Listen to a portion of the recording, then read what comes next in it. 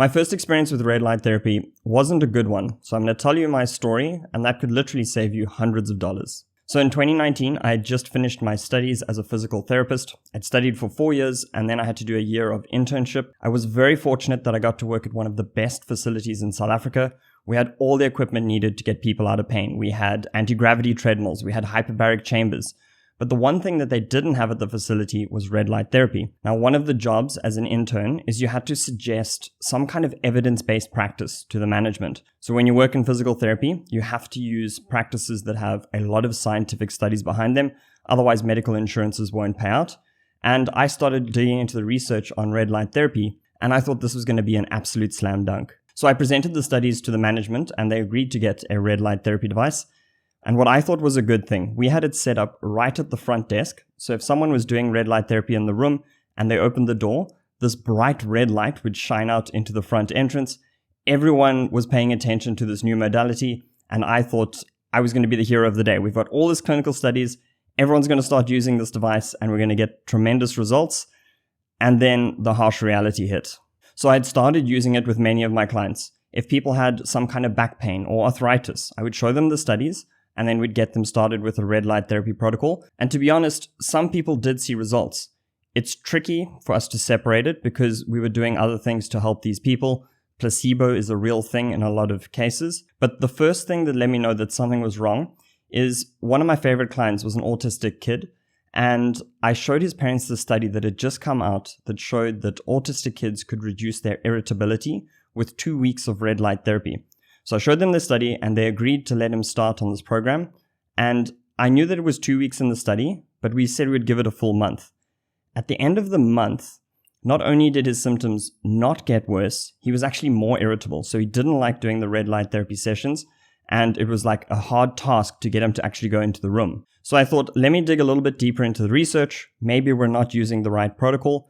And as soon as I started looking into the protocols, I saw that there were very specific details on the devices that were needed to get these results. Now, in theory, the device that we got should have matched up to the same as the clinical studies.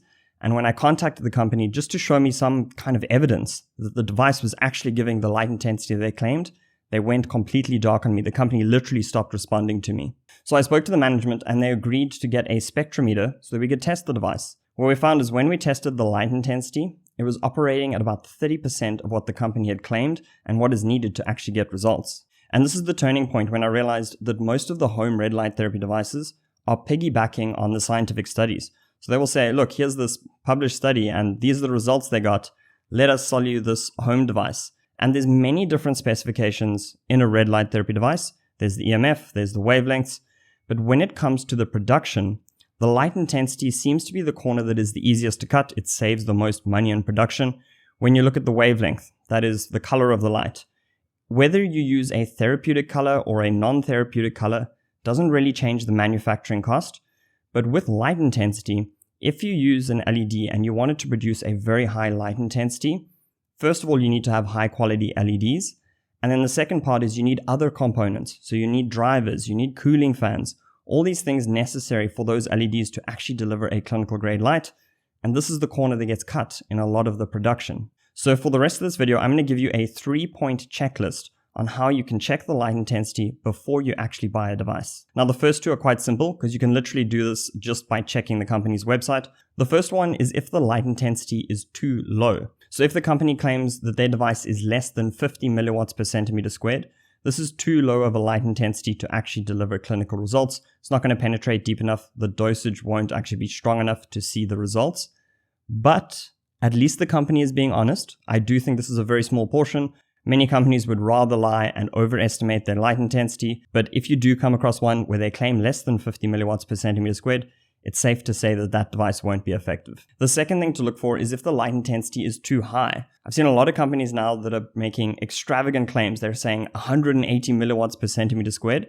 And there's two problems with this. One, if it was true, if the device was really putting out, let's say 180 milliwatts per centimeter squared at 6 inches, the customers from that company would be reporting burns and complaining that the device is too hot to use.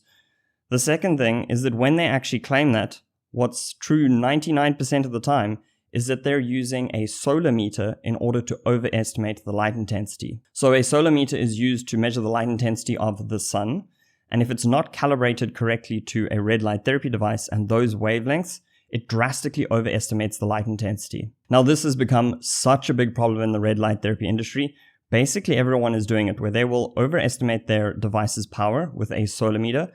And the problem with the entire industry right now is that if you are honest and you actually say what your device's light intensity is, you're probably going to look a lot lower than the competitors and other people that are overestimating. So let's say a company measures their device the correct way, and it is 80 milliwatts per centimeter squared. If they put that out on their website, and then another company is claiming 160 milliwatts per centimeter squared, even though that's not true, if the consumer is not informed, they're going to go with the 160 milliwatts per centimeter squared. Now, the first 2 points are easy. You can check that on a website.